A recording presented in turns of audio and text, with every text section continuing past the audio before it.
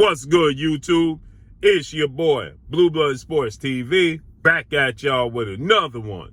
So, it's official. We're going to see undefeated 3-division world champion superstar boxer Gervonta Tank Davis, 27 years of age. He has 26 wins, no losses, no draws, 24 big wins by way of knockout.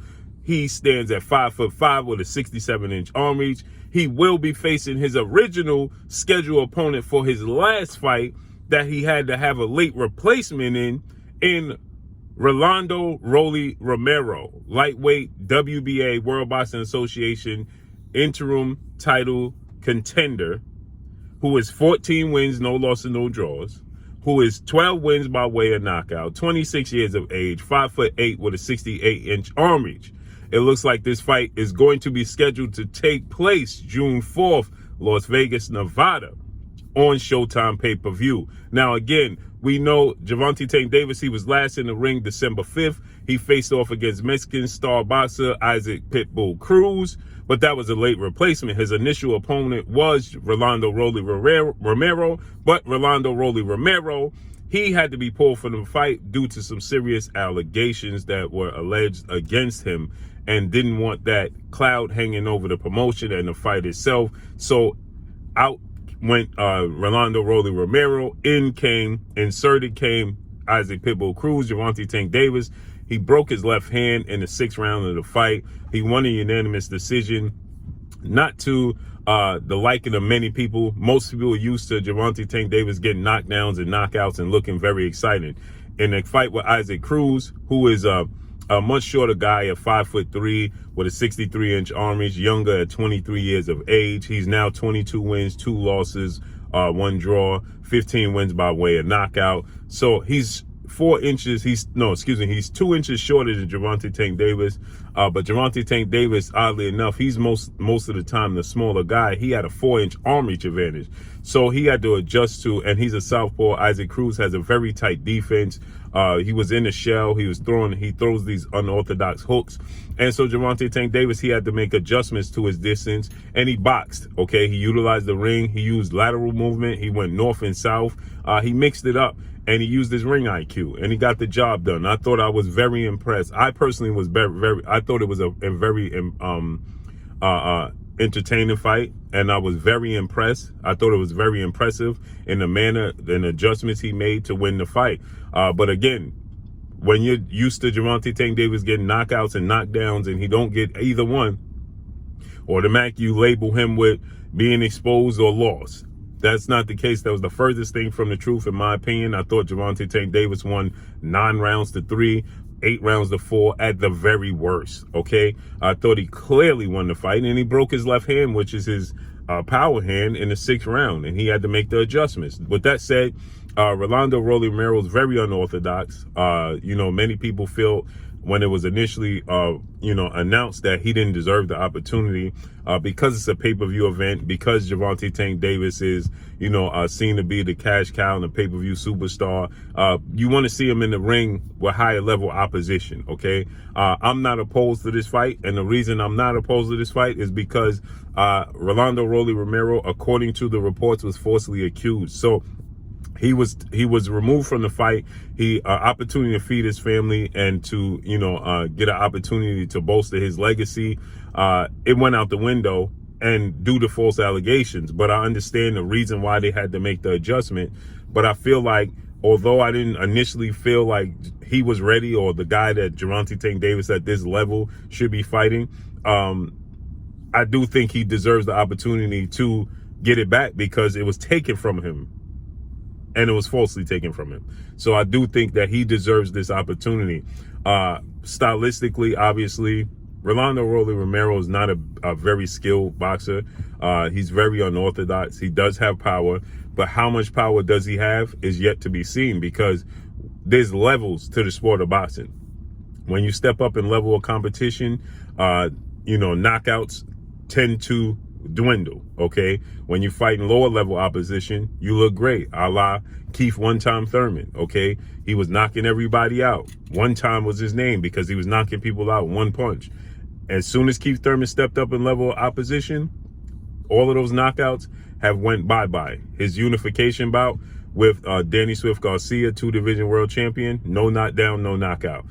His big fight with Showtime Sean Porter, 2-time welterweight world champion, no knockdowns, no knockouts. His fight with Josito Lopez, 1 knockdown, no knockouts. His fight with Mario Barrios, no knockdowns, no knockouts. Okay, his fight with Manny Pacquiao, he was knocked down. He didn't knock down Manny Pacquiao, didn't get a knockout, right? So when you step up in level of opposition, it changes, okay? There's a handful of fighters in the history of the sport of boxing that knock people out on a lower level and they knock them out on a high level. You got guys like Deontay Wilder, who's knocked out everybody, including Tyson Fury 4 times, hit the deck. Luis Ortiz knocked out twice, okay? So as he steps up in level of opposition, it stays the same. Mike Tyson, he's another guy. You know, he didn't get knockouts when he stepped up in the level of opposition all the time, but he did get knockouts on, against, some high level opposition. But when he faced the Evander Holyfields and the Lennox Lewises, and people will say, well, those guys weren't, he wasn't in his prime when he fought those guys. Nonetheless, the knockout started to dwindle, okay? It's just the way it goes. You have Terrence Crawford, though, that's knocking out on a non-knockout streak, and he's stepping up in level of opposition. He even stepped up in the weight class, and he's still getting knockouts, okay? And so there's certain fighters that keep it, but for the most part, 80% of the sport of boxing, when you step up in level of opposition, the knockouts dwindle. So saying that to say Rolando Rolly Romero is fighting low-level opposition and knocking those guys out, they're not Gervonta Tank Davis. Gervonta Tank Davis doesn't lack anything. Gervonta Tank doesn't lack a chin. He doesn't lack hand speed. He doesn't lack foot speed. He doesn't lack ring IQ. He doesn't lack boxing ability. His only flaw is his natural physical appearance, his size, and that's something he just simply can't help.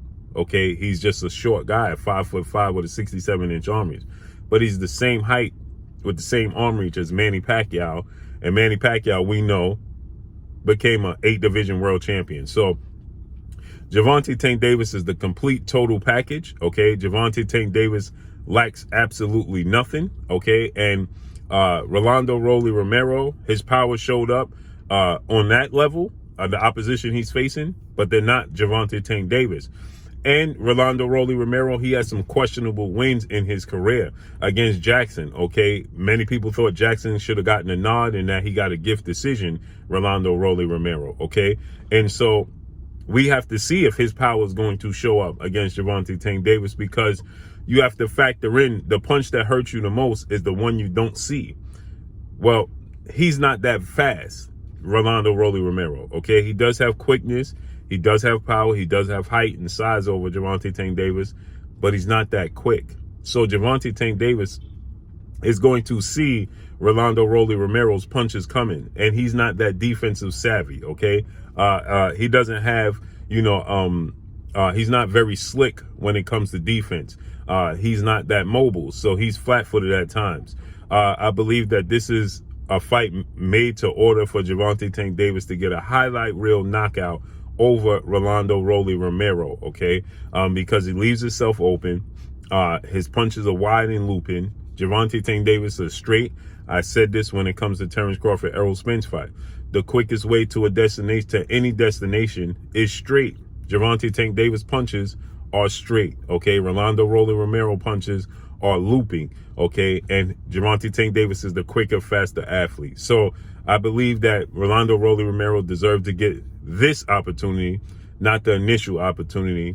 And I believe that Gervonta Tank Davis is going to get and score a brutal knockout. If you weren't considerably happy with the outcome of his fight with Isaac Cruz, you will be excited with this outcome, okay? Because for one, Rolando Rolly Romero cannot outbox Gervonta Tank Davis, but Gervonta Tank Davis can outbox him, but he's not looking to outbox Rolando Rolly Romero. So he's going to, Rolly is going to look to come to knock out Tank and Tank is going to be looking to knock out him, but he's going to set up the knockout, as he did when he faced off against 4-division world champion Mexican superstar boxer Leo Santa Cruz in impressive fashion, as he did against Mario Barrios when he moved up in weight.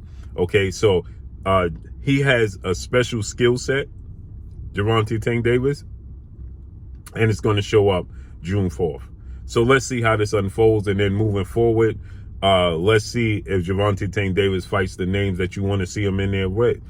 Two-time Olympic gold medalist, 3-division champion, Ukrainian superstar boxer Vasyl Lomachenko, undefeated WBC lightweight world champion, superstar boxer Devin the Dream Haney, maybe a fight with Teofimo Lopez, former unified lightweight world champion, superstar boxer.